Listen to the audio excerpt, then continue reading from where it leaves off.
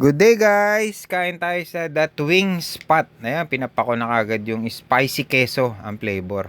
Sarap siya, cheesy siya oh. Tsaka ito, yung snow cheese naman, isang flavor.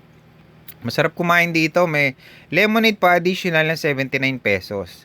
Located lang siya sa Santa Cruz. Halos tapat lang nung Ronquillo compound, yung papasok doon. Bago katabi siya ng Kusina de Cavite. Along the highway lang siya bago magbaste. Kaya madaling makita. Ka-open lang nito nila eh. Kaya ngayon, Sabado, medyo maraming tao. 299 only chicken na yan. Bagong additional na lemonade, 79 pesos.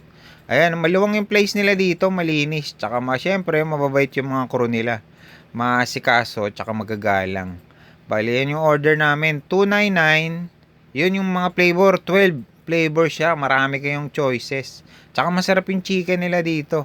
Ayun na yung order namin, oh. Dumating na, oh. Mabait yan si ate. Siya nag-assist sa amin. Yan, oh, yung cheese na may spicy. Yan yung buffalo. Umulit ako eh. Masarap talaga yung chicken nila. Masarap yung buffalo wings nila. Bayan, oh. Umulit ako. Masarap kasi yung flavor nila eh. Ito nga pala yung FB page nila. Thanks for watching.